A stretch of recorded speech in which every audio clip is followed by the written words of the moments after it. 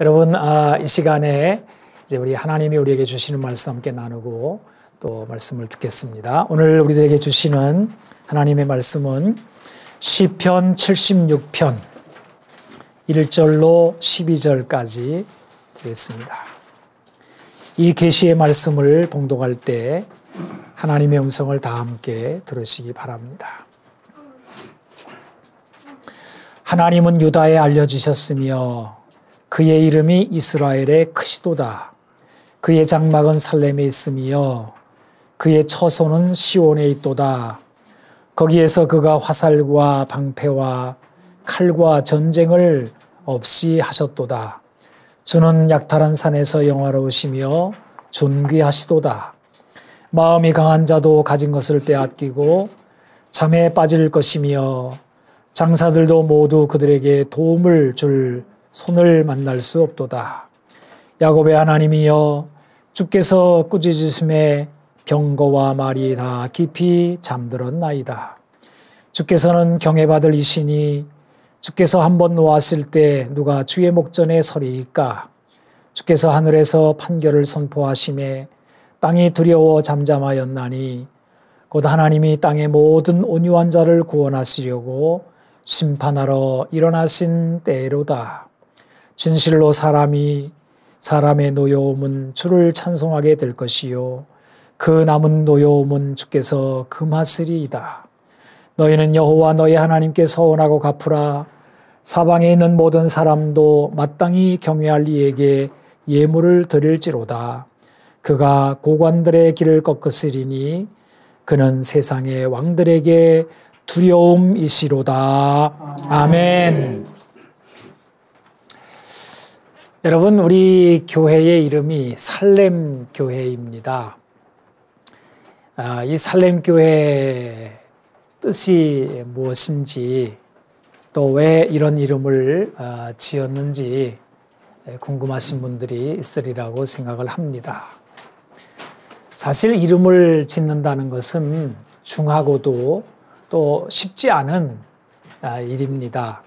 뜻도 좋아야 되고 또 듣는 이 어감도 좋아야 되고, 특히 우리 기독교인들에게는 신앙적인 내용을 그 이름 안에 담고 있어야 되기 때문에 이러한 것들을 같이 갖추어 이름을 짓는 것은 그렇게 쉬운 일은 아닙니다.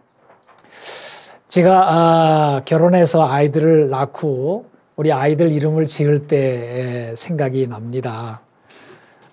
전통적으로 돌림자를 우리가 쓰지 않습니까? 저희 아버님 때에는 철자를 이제 쓰시고 저는 이제 진자가 들어갑니다. 그리고 이제 우리 아이들은 순차적으로 순자가 들어가요. 그래서 우리 조카들 이름을 보게 되면 순성이, 순홍이, 순민이 이렇습니다. 그래서 이제 고민이 많았죠.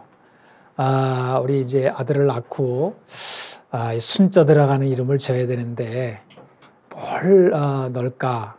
그래서 이제 중국의 유명한 그 사람 중에 순원이라는 사람이 있는데, 그래서 원자를 집어넣어가지고 순원이라고 할까? 근데 이건 중국 사람이니까 이제 안 하게 되고요. 큰 인물이 되라고 큰 대자를 넣어볼까? 그랬더니 순대가 돼가지고 그건 안 되겠고. 그래가지고 이제 좀 고민을 하다가 성경에서 한번 찾아보자. 그래서 너 하나님의 사람아, 이 말이 딱 정말 마음에 와닿더라고요. 그래가지고 이제 하람 이렇게 이름을 짓게 되었습니다. 그래서 이제 이름을 짓고 우리 아버님한테 아버지, 우리 아들 이름을 하람이라고 지었어요. 했더니 에이, 마음에 안 들어 그러시더라고요.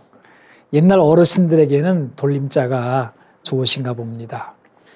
저희 큰형님이 딸을 낳았을 때도 우리 아버님이 이름을 지어주셨는데 순례라고 지었어요. 그래가지고 우리 형수님이 아주 그냥 질색을 하시고 정은이라고 개명을 해서 지금도 이렇게 부르고 있습니다. 이렇게 모든 사람들이 공감을 하고 또 그다음에 좋은 뜻을 갖고 신앙적인 의미를 붙이는 거는 참 쉽지 않은 일이라는 생각이 드는 거죠.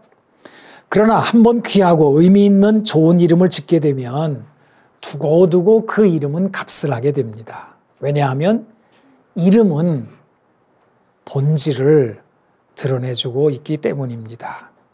그래서 하나님은 성경에 사람들의 이름을 지어주시기도 하시고 바꾸어 주시기도 하시잖아요. 아브라함을 아브라함으로, 사레를 사라로, 또 야곱을 이스라엘로 이렇게 이름 지어 주시는 것을 보게 됩니다. 여러분, 오늘 우리가 읽은 이 시편의 본문 말씀을 보게 되면 살렘이라는 이름이 나옵니다. 하나님의 장막이 살렘에 있으며 그의 처소는 시온에 있도다. 이건 이제 시적인 표현인데요. 이중구조로 되어 있습니다. 그래서 장막은 처소와 같은 말이고 살렘은 시온과 같은 내용이 됩니다.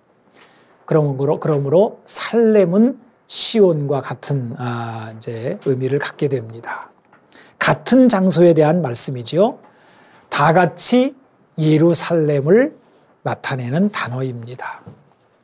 그리고 장막, 처소 이런 말이 나오는데 이것도 같은 뜻입니다.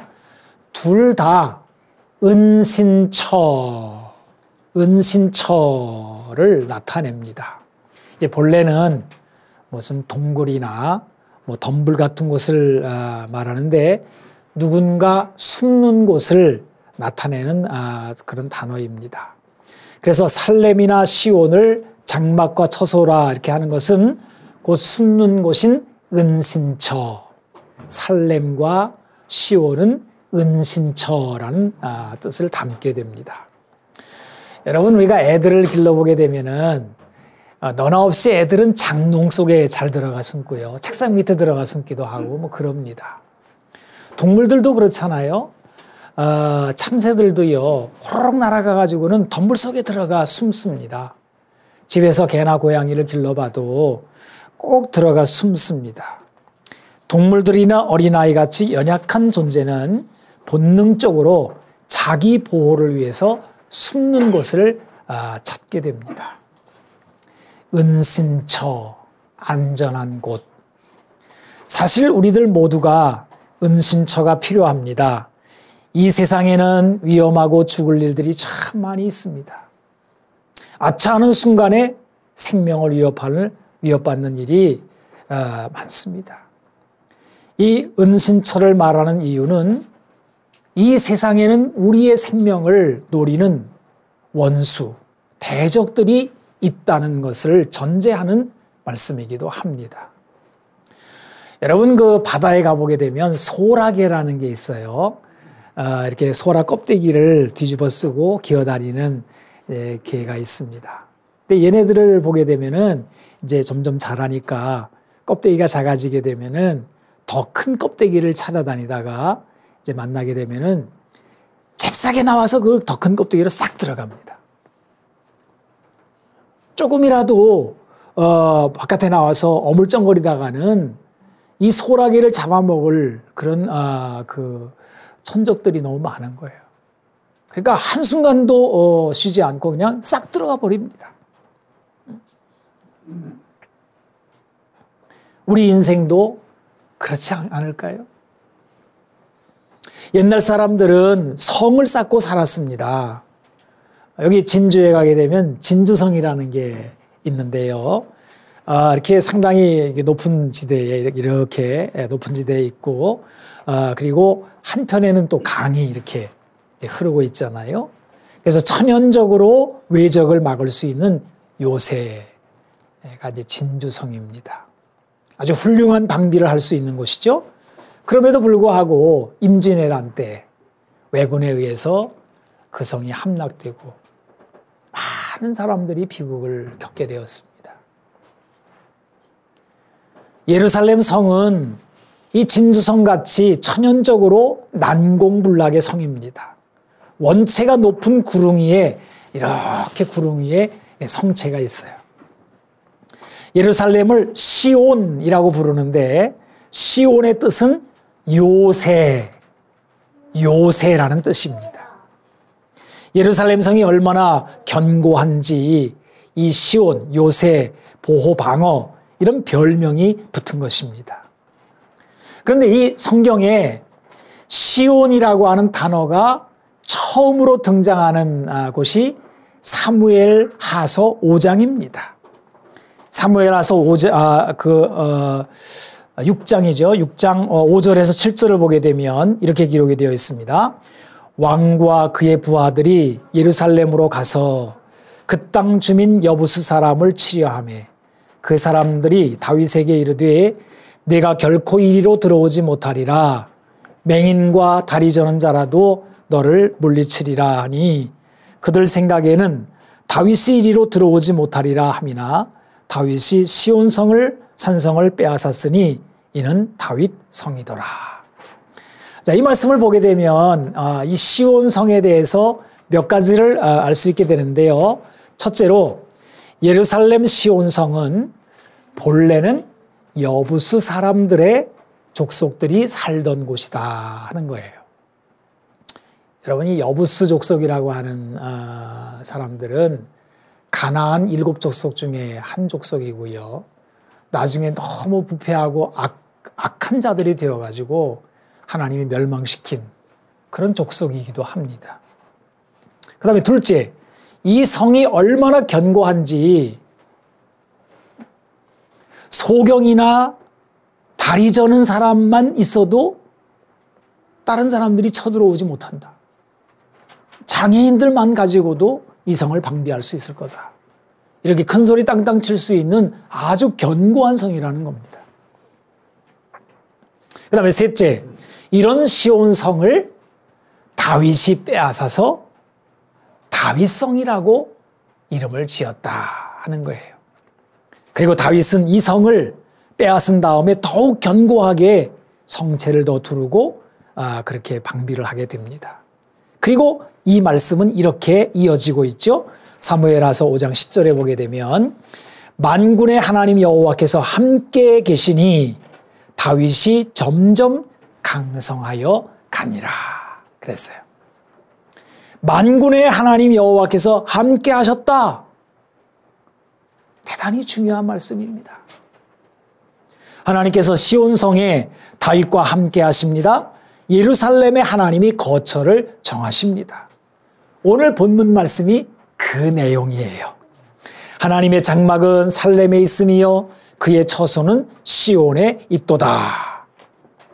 여러분, 아까도 말씀드렸습니다만 이 시온이라고 하는 곳, 예루살렘은 천연적으로 견고한 성체입니다.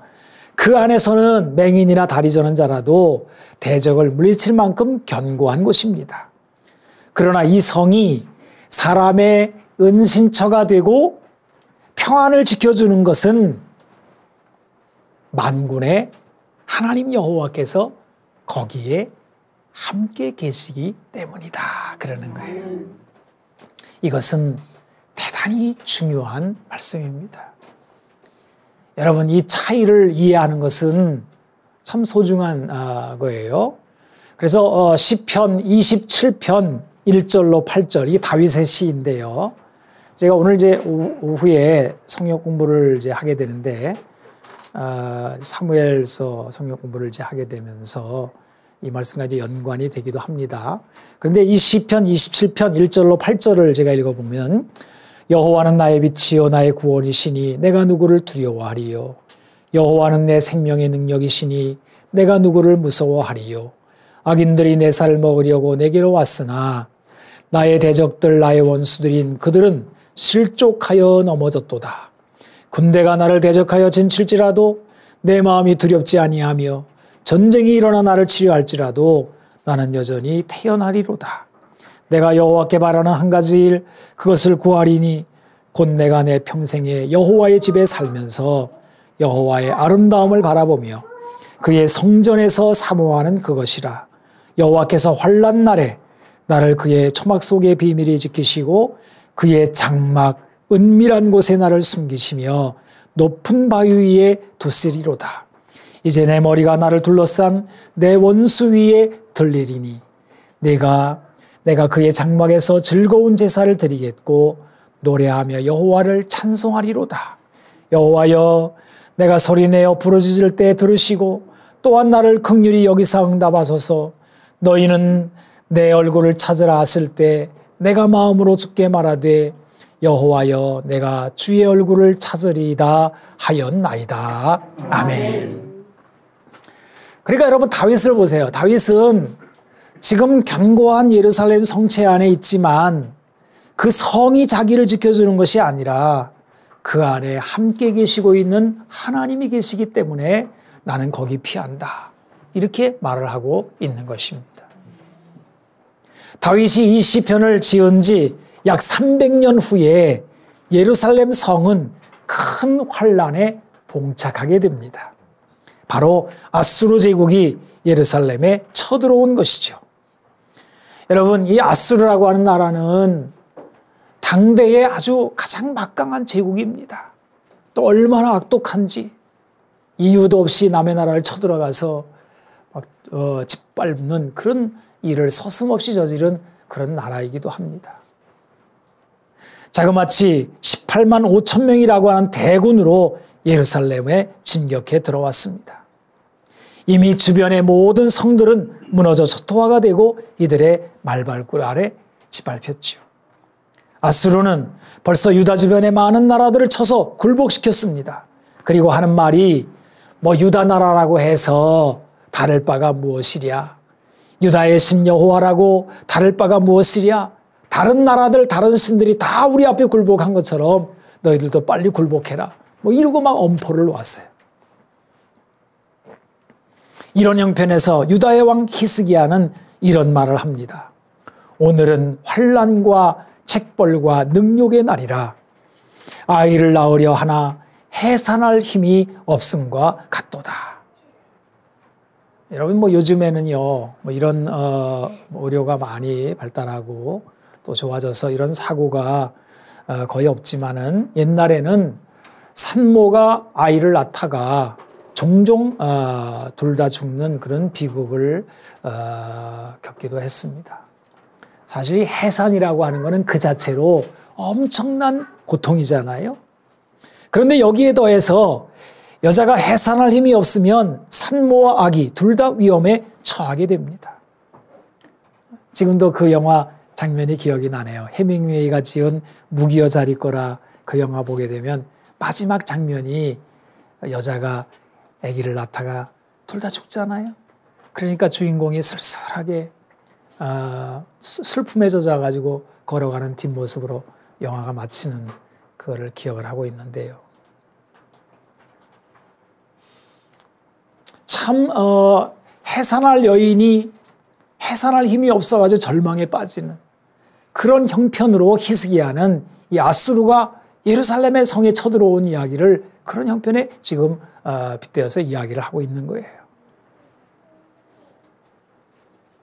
히스기야는 풍전등화와 같은 그날의 상황을 여기에 빗대서 말을 하고 있습니다. 과연 오래전 300년 전 다윗이 고백한 대로 만군의 하나님이 이 예루살렘 시온성에 함께 하시면 원수 대적들이 치러와도 태어날 수 있을까? 하나님께서 이 환난 날에 그의 초막 속에 비밀히 지키시고 그의 장막 은밀한 곳에 그 백성들을 숨겨주실까? 히스기야는 이 말씀을 의지하기로 굳게 마음을 정합니다. 그래서 당대 아수르에 대적할 유일한 힘을 가진 애굽의 도움을 요청하러 가지도 않고 아수르의 위협에 굴복해서 절망하지도 않습니다. 그는 오직 예루살렘에 있는 성전에 올라가 기도하며 주의 종인 이사야 선지자에게 임한 하나님의 말씀에 귀를 기울입니다. 히스기야와 그의 백성들은 전적으로 하나님을 신뢰하기로 작정을 한 것이죠. 하나님은 이런 히스기야에게 이렇게 말씀하셨습니다. 이사야 37장 35절에서 36절 보게 되면 이렇게 기록이 되어 있습니다. 나 여호와의 말이니라. 대저 내가 나를 위하여 내 종 다윗을 위하여 이 성을 보호하며 구원하리라 하셨나이다 하니라. 여호와의 사자가 나가서 아수르 진중에서 18만 5천인을 쳤으므로 아침에 일찍이 일어나 본즉 시체뿐이라. 여러분, 오늘 우리가 시편 76편을 읽었는데 바로 이 시편 76편은 이때의 상황을 두고 지은 시입니다. 그래서 6절에 이런 말씀이 나오죠. 야곱의 하나님이여 주께서 꾸짖으심에 병거와 말이 다 깊이 잠들었나이다. 여기서 잠은 죽음을 나타내는 시적인 표현입니다. 아수르의 그 어마어마한 병력이 하나님의 꾸짖으심에 일순간에 송장들이 돼버린 거예요. 그리고 아수르는 물러가고 예루살렘은 평화를 되찾게 됩니다. 이것이 주전 701년 예루살렘 시온성에서 일어났던 역사적인 사건입니다. 여러분, 여기서 우리가 한 가지 더 생각해 볼 게 있습니다. 그것은 환난당한 사람의 피난처, 은신처가 어느 특정한 장소에 있는 것은 아니라는 거예요. 예루살렘이니까 그렇게 된 것만은 아니라는 것입니다. 이 예루살렘이라고 하는 특정한 장소가 아니에요. 사실 이 예루살렘은 아까도 말씀드렸던 것처럼 진주성보다 훨씬 더 이렇게 견고한 성입니다. 아주 유명합니다. 그러나 예루살렘이 은신처가 된 것은 거기에 하나님이 계셨기 때문입니다. 만약에 하나님이 예루살렘을 떠나시면 예루살렘이 아무리 견고한 성체라 할지라도 그건 안전하지 않아요. 이것이 주전 586년 바벨론에 의하여 무너진 예루살렘의 역사적인 이야기이기도 합니다. 히스기야 시대 아수르를 물리친 후 115년, 100년이 넘게 사람들은 잘못된 신화에 사로잡히게 되죠. 예루살렘은 안 무너져. 저렇게 막 아수르가 쳐들어와도 우리는 괜찮아. 예루살렘이니까. 여긴 거룩하니까 절대로 망하지 않아. 이런 잘못된 신화에 사로잡히게 됩니다. 바벨론 제국이 쳐들어왔을 때 선지자 예레미야는 이런 생각에 반기를 들었죠. 만약에 하나님이 함께하지 않으시면 예루살렘도 무너질 수 있다라고 말했어요. 그러니까 이제 예루살렘에 살던 사람들이 막 분노합니다. 네가 뭔데 예루살렘을 함부로 폄훼하느냐. 그래서 이 예레미야를 많이 괴롭혔어요. 여러분, 예레미야와 당시 사람들의 차이점은 이것입니다. 사람들은 하나님을 바라본 것이 아니라 예루살렘 성 그 자체를 바라보았습니다. 그러나 이 예레미야 선지자는 장소에 중점이 있는 것이 아니라 거기에 계시는 하나님이 중요한 것이다. 하나님이 거기 계시느냐 아니냐 하는 게 중요한 것이다. 이 차이점을 예레미야가 외친 것이죠. 결국 하나님은 예루살렘을 떠나시고 예루살렘은 바벨론에 의하여 함락되지 않습니까? 우리는 깊이 명심해야 합니다. 사람에게 피난처가 되는 것은 어떤 장소에 그 힘이 있는 것이 아니고 만군의 하나님 여호와께서 함께 하실 때 안전하게 되고 평안이 있다는 것입니다. 아멘. 우리 살렘의 뜻은 그거예요. 제 친구 목사님 가운데 강화도가 고향인 분이 한 분 있어요. 그래서 이제 제가 강화도령이라고 부르는데 순복음교회 이제 목사님입니다. 근데 이제 이 친구가 이제 강화도 구경을 시켜준다 그래가지고 또 거기 기도원이 있어서 겸사해서 한번 간 적이 있습니다. 이 강화도가요 볼 게 많아요. 아주 역사적인 그런 장소이기도 하고요. 또 우리나라 초창기에 들어온 예배당도 있어가지고 재밌는 구경을 이제 많이 했습니다. 그런데 뭐 이러니 저러니 해도 강화도 하면 만이산이죠. 강화도에 만이산이라는 곳이 있는데 되게 유명합니다. 이제 거기를 이제 올라갔어요. 뭐 그렇게 높은 곳은 아닌데 쭉 올라가는데 여기가 얼마나 유명한지 여기는 남다르게 기가 기라고 그러던가 하여튼 뭐 뭔가 있대요. 그래서 뭐 옛날 도인들이 전국을 돌아다니다가 여기 와가지고 뭐 천신제사를 드렸느니 뭐 어쨌든 뭐 이런 얘기를 많이 하는 거예요. 이 지역 그 장소가 남다르다는 거죠. 여러분, 사람들이 다 자기가 살아가는 곳, 뭐 자기가 어떻게 오래 머무르고 뭐 이런 곳을 좀 특별하게 생각하고 거기에 의미를 부여할 때가 많습니다. 우리 기독교인들도 어느 장소에 대해서 이런 생각을 할 수가 있어요. 그런데 유대인들은 예루살렘에 대해서 각별하게 생각을 했습니다. 그 자리가 다르다는 거예요. 하지만 성경의 하나님의 말씀은 이렇게 말씀하고 있습니다. 만군의 하나님이 거기 계시니 다윗이 잘 되었다는 거예요. 장소가 아닙니다. 하나님의 임재가 중요한 것입니다. 여러분, 우리가 살렘교회라고 이름을 지은 것은 우리가 장소가 중요한 게 아니에요. 우리의 은신처, 우리의 피난처, 그것은 만군의 여호와께 있다라고 하는 고백이 살렘, 시온, 그 안에 담겨 있는 것입니다.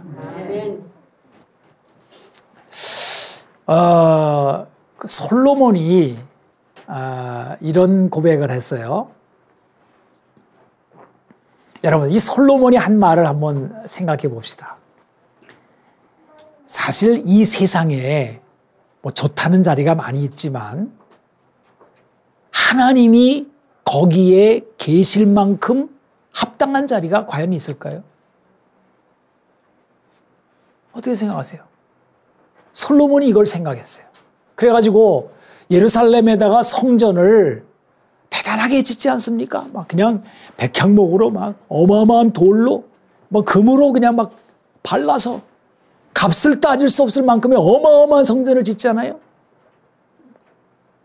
그래 놓고 하나님께 이제 봉헌할 때 기도하는 솔로몬이 이런 말을 합니다. 열왕기상 8장 27절에 하나님이 참으로 땅에 거하시리이까 하늘과 하늘들의 하늘이라도 주를 용납하지 못하겠거든 하물며 내가 건축한 이 성전이오리이까 그래요. 자, 여기 하늘과 땅이 대조되어 있잖아요. 이 땅이라고 하는 거는 사람이 사는 속되고 죄악된 곳을 나타내죠. 하늘은 거룩한 곳을 나타냅니다. 근데 하나님은 얼마나 거룩하신지요. 하늘들의 하늘일지라도 하나님을 용납하지 못한다라고 고백을 합니다. 그런 하나님이 이 땅에 어디가 합당해서 야 거기는 내가 거하기에 합당하구나 특별하구나 그렇게 말씀하실 때가 어디 있겠냐는 거예요. 그런 자격이 어디 있겠냐는 거예요. 그럼 여러분 왜 하나님은 어떤 장소에 임하실까요? 솔로몬이 거기에 대해서 바로 이런 대답을 내놓아요. 열왕기상 8장 29절에 주께서 전에 말씀하시기를 내 이름이 거기 있으리라 하신 곳 이 성전을 향하여 주의 눈이 주야로 보시오며 주의 종이 이곳을 향하여 비는 기도를 들으시옵소서. 그럼 하나님은 왜 이 땅에 거하시느냐? 어느 땅에 거하시느냐? 왜 예루살렘에 하나님이 거기 거하시느냐? 내가 거기 있으리라 라고 하나님이 말씀하셨다는 거예요. 그냥 하나님이 장소를 정하시고 그냥 거기 내려오신 거예요. 뭐 예루살렘이 뭐 특별한 무슨 거기에 특별한 무슨 다 별다른 게 있어서가 아니라 하나님이 웬일이신지 거기를 정하셨다는 거예요. 뭐 예루살렘이 특별히 거룩한 것도 아니고 거기 무슨 능력이 있는 것이나 자격이 있는 것이 아니에요. 여러분 아까 예루살렘의 처음 주인이 누구라고 그랬어요? 여부수 족속이라고 그랬잖아요. 이 여부수 족속은 우상숭배자들이요. 온갖 악행을 저지른 자들이요. 더럽기가 그지없는 족속들이었습니다. 그런데 하나님이 그 예루살렘에 거기를 정하시고 거기 내려오셨다는 거예요. 이거는 어떻게 설명할 길이 없습니다. 그냥 하나님의 뜻이요. 하나님의 은혜라고 밖에는 달리 말할 방법이 없는 그런 내용입니다. 자, 그러면 이제 이런 이야기들을 하면서 예루살렘이라는 게 그렇구나 그렇게 생각하실 텐데 이것이 지금 오늘을 사는 우리들하고는 어떤 관계가 있느냐라고 할 때 여기 놀라운 말씀이 있습니다. 여러분 예수님이 이 땅에 오셔서 십자가를 지시고 죽으셨습니다. 우리 죄를 위하여 그리고 부활 승천하셨습니다. 그리고 나서 성령님이 우리에게 임하시죠. 이때 놀라운 말씀이 선포되는데 그게 고린도전서 3장 16절 말씀이에요. 우리 같이 한번 읽어볼까요? 너희는, 자 시작. 너희는 너희가 하나님의 성전인 것과 하나님의 성령이 너희 안에 계시는 것을 알지 못하느냐 그랬어요. 제가 늘 하는 얘기지만 하나님의 말씀 중에 한 번만 나와도 중요한데 강조해서 2번 말씀하실 때가 있다. 너무 중요하면 2번 말씀하신다는데 이 말씀은 고린도서에 한 번 더 나옵니다. 고린도전서 6장 19절 말씀이죠. 너희 몸은 너희가 하나님께로부터 받은 바 너희 가운데 계신 성령의 전인 줄을 알지 못하느냐 그랬어요. 자, 그럼 여러분 보세요. 하나님이 옛날에는 예루살렘 성에 거기에 성전을 지으시고 거기에 이제 내 눈이 항상 거기 있으리라 내가 너희와 함께 있으리라 다윗이 잘 되었습니다. 우리가 이제 말씀을 배웠습니다. 무슨 특정한 장소, 거기가 자격이 있어서 거기가 무슨 특별한 의미가 있는 것이 아니라 하나님이 그냥 거기를 정하시고 내려오신 것이다. 이건 은혜라는 말밖에는 달리 설명할 길이 없다. 그 하나님이 이제 어디에 계시겠다고 그러시느냐? 우리 몸에 거하시겠다고 한다는 거예요. 여러분 어떻게 이런 변화가 일어났을까요? 이거는 예수님 때문에 일어난 일입니다. 아멘. 예수님이 이 세상을 영원히 바꿔버리셨어요. 저 유대 땅 예루살렘에 거하시던 하나님의 성령님이 이제는 우리 몸 안에 거하신다고 하신 것입니다. 우리의 몸 역시 여부수 족속 같이 죄악으로 더러운 곳이었습니다. 그런데 예수님이 우리 안에 오신 것이지요. 사실 여러분 우리도 여부수 족속처럼 우리 안에 누가 들어온다는 말이야. 절대로 우리 몸 안에 못 들어오게 할 거야. 누가 내가 예수 믿나 봐라 이렇게 하고 우리 뭐 이렇게 다 막아섰었어요. 큰 소리 땅땅 치던 우리였습니다. 그런데 웬일인지 난공불락일 것 같은 우리 몸에 예수님이 쳐들어오셔서 우리를 점령하셨어요. 사실 우리만이 아니라 대부분 집안들이 그렇습니다. 제가 지난주에 어떤 분 얘기를 들었는데 그분이 그러더라고요. 자기 집안에 예수 믿는 사람이 하나 생겼는데 그 집안 식구들이 막 온갖 핍박을 하고 뭐 내가 예수 믿나 봐라 뭐 그랬대. 근데 희한한 거는 세월이 지나가면서 이 사람 저 사람 뭐 전부 다 형제들 다 엄마 뭐 다 예수 믿으면서 마지막에 손자까지 예수를 믿으니까 그렇게 반대하던 사람이 제사를 내려놓게 됐대요. 아유, 손자가 예수 믿는 걸 보니까 이제 우리는 희망이 없다. 그리고 내려놨대. 이게 여부수 족속이 예루살렘을 방비하면서 누가 우리한테 쳐들어오나 봐라. 우리는 아무도 못 들어와. 그런데 우리 죄악된 몸속에 하나님의 나라가 침투해 들어오게 된 거예요. 여러분 우리 예수 믿는 이야기들이 다 그런 거잖아요. 여기 쉽게 예수 믿는 사람 있나 보세요. 어림도 없죠. 어림도 없습니다. 내가 예수 믿나 봐라 이랬는데 희한한 거는 하나님의 권능이 우리 안에 침투해 들어와서 우리 몸을 점령해 버렸어요. 이제 예수님을 믿는 존재가 되었습니다. 그런데 예수를 믿고 보니 놀라운 말씀이 이것입니다. 하나님이 우리 몸 안에 거하신다는 것입니다. 아멘. 부끄럽고 죄악되고 더럽고 수치스러운 죄가 많았던 여러분 한번 생각해 보세요. 우리 이 몸이 어땠는가? 어떻게 살았는가 한번 생각해 보세요. 얼마나 더러웠나? 남이 몰라서 그렇지, 안 봐서 그렇지. 얼마나 이 속에 더럽고 음란하고 추악한 것들이 많은데 하나님이 우리 안에 들어오셔서 이 성을 점령하시고 이 몸 안에 하나님이 거하시겠다는 거예요. 여기서 여러분 한 가지 우리가 생각할 거는요. 우리가 이제 우리 몸 안에 성령님이 거하신다, 하나님이 우리 안에 거하신다 그러면은 자꾸 우리 한국 사람들은 개인적인 차원에서 나 하나 몸에 내 몸 안에 거한다고 생각을 해요. 여러분 성경을 보세요. 너희라고 돼 있어요. 너희라는 말은 뭐예요? 공동체를 말하는 것이거든요. 이거 개인적인 차원에만 생각하면 안 돼요. 주님은 우리 모임 안에, 사람들의 모임 안에, 우리 안에, 너희 안에 거하신다고 하는 것입니다. 여러분, 우리가 모일 때 성령님이 우리 안에 계시는 것이거든요. 그런데 사람들의 모임 역시 하나님 앞에는 정결하지 못합니다. 우리 개인의 몸도 더럽지만은 사람이 모이면 더 더러워집니다. 모여가지고 악독해질 때가 얼마나 많습니까? 얼마나 부끄러울 때가 얼마나 많습니까? 미움과 시기와 다툼과 욕심, 이거는 개인적인 얘기가 아니라 공동체에서 일어나는 일들이잖아요. 이렇게 더러울 때가 얼마나 많아요. 그런데 서로 간에 미워하고 막 시기하고 질투하고 막 누가 잘났냐 막 이렇게 하는 그 모임 안에 하나님이 거하시겠다는 거예요. 어떻게 이것이 가능할까요? 아까도 말씀드렸습니다. 예수님 때문에 이런 일이 일어나게 됐다는 거예요. 아멘. 예수님이 이걸 바꿔놓으신 거예요. 아멘. 사실 우리는 자격이 없습니다. 하나님이 우리 안에 거하신다고요? 우리 공동체 안에 거하신다고요?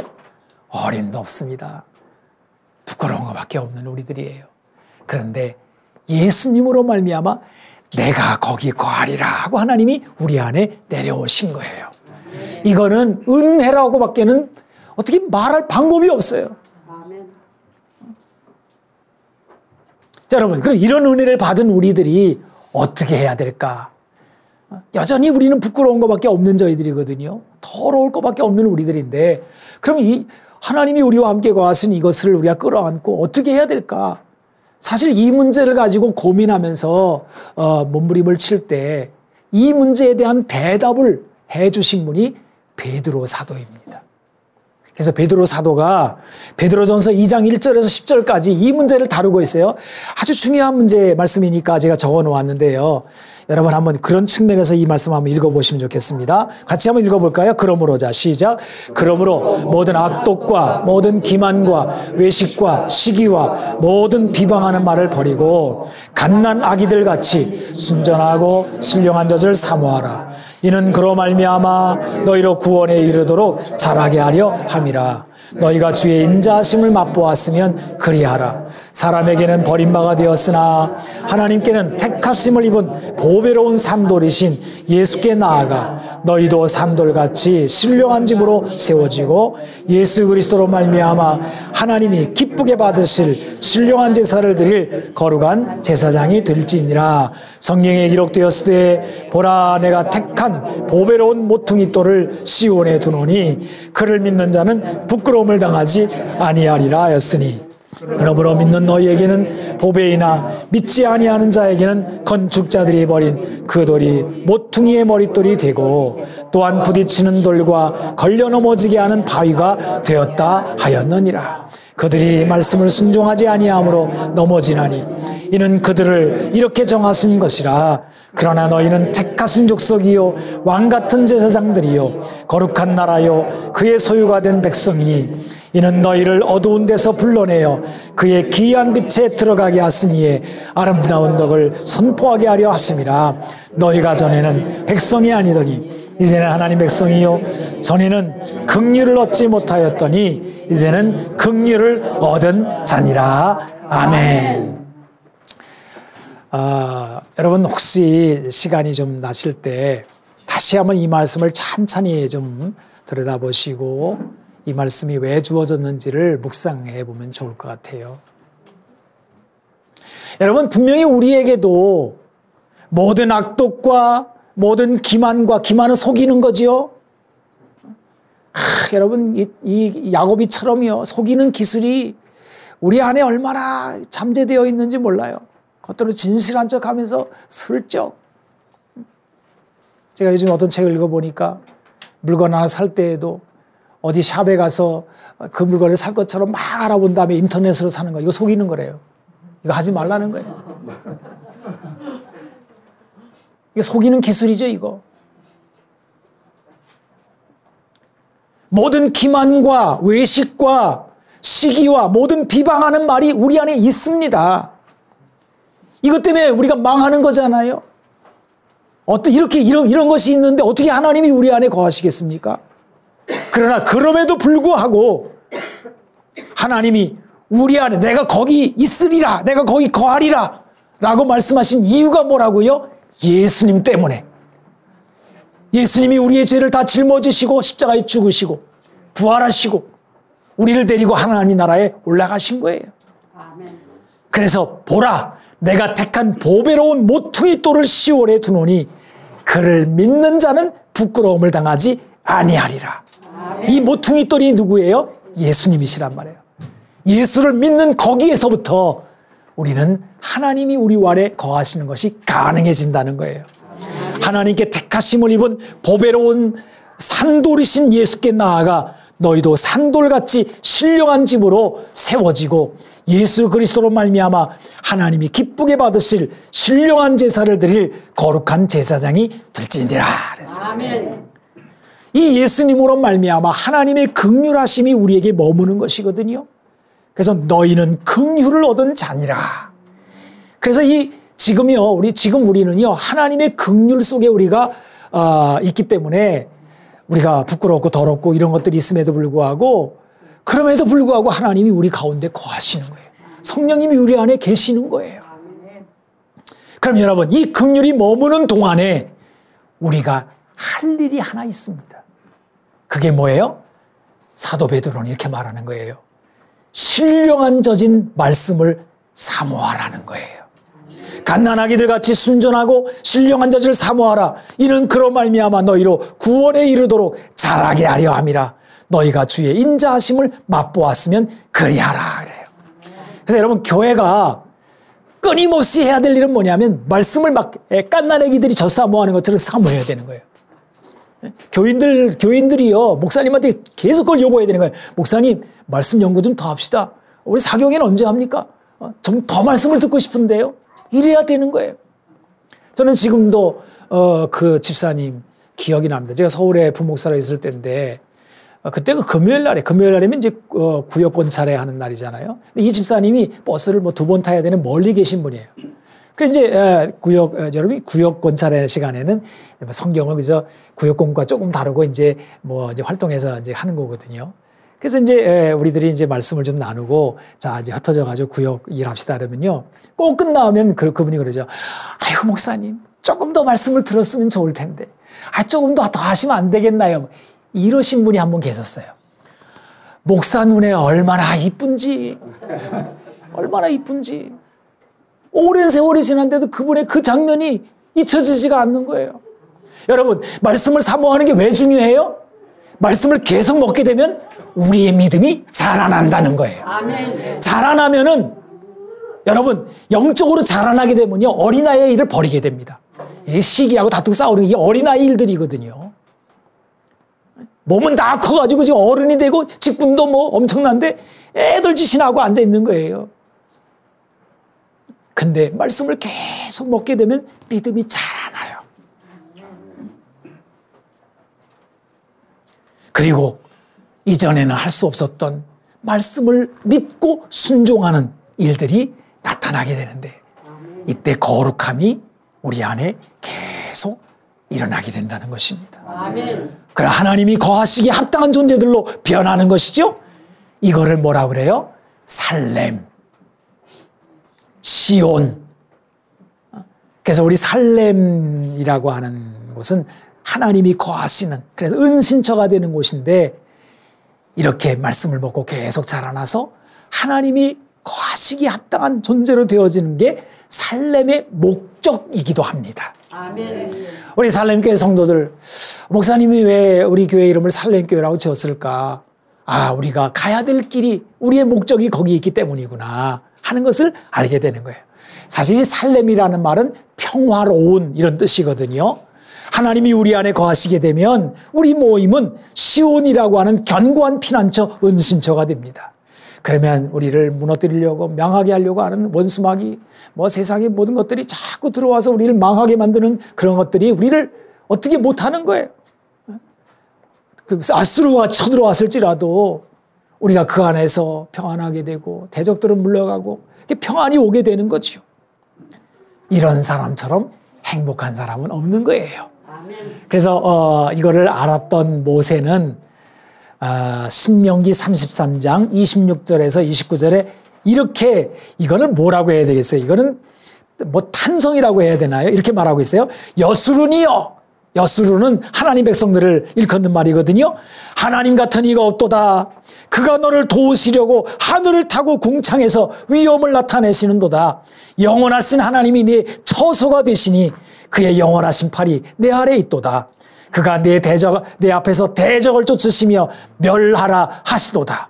이스라엘이 안전히 거하며 야곱의 샘은 곡식과 새 포도주의 땅에 홀로 있나니 곧 그의 하늘이 이슬을 내리는 곳에로다. 이스라엘이여 너는 행복한 사람이로다. 여호와의 구원을 너같이 얻은 백성이 누구냐. 그는 너를 돕는 방패시요 내 영광의 칼이시로다. 내 대적이 내게 복종하리니 내가 그들의 높은 곳을 밟으리로다 그랬어요. 아멘. 여러분, 우리 이 모임 안에 하나님이 거하시면서 우리가 하나님 안에 거하는 여기에 은신처가 되고요. 세상의 온갖 풍파와 온갖 그 어려운 일들, 망할 일들이 쌓였지만은 우리가 이 평화를 누릴 수 있는 것은 하나님의 은신처 안에 우리가 거하는 그런 은혜가 있기를 축복합니다. 아멘. 영원하신 하나님이 내 처소가 되시니 그의 영원하신 팔이 내 아래에 있도다. 그래서 아까 우리가 그 찬송 불렀거든요. 주의 친절한 팔에 안기세. 우리 마음이 평안하리니, 우리 마음이 평안하리니, 우리 마음이 살렘하리니 이 말이거든요. 고난 내 영혼 편히 쉴 곳과 풍랑 일어도 안전한 포구, 폭풍까지도 다스리시는 주의 영원한 팔 의지에 주의 영원하신 팔 함께하사 항상 나를 붙드시니 어느 곳에 가든지 요동하지 않으면 주의 팔을 의지함이라. 아멘. 기도하겠습니다. 하나님 아버지, 우리가 주의 장막 안에 거합니다. 자격도 없고 부끄러운 것밖에 없지만 주의 말씀을 젖같이 어린아이가 젖을 사모하는 것 같이 사모하며 우리 믿음이 자라가며 주님을 의지하는 가운데 그 안에 거하기를 원합니다. 오 주여, 살렘이 여기 있사오니 주님이 풍파많은 세상 가운데 평안을 누리게 하여 주시고 영원히 주님 안에 거하게 하여 주옵소서. 주님의 팔 아래 거하게 하여 주옵소서. 예수님의 이름으로 기도하옵나이다. 아멘.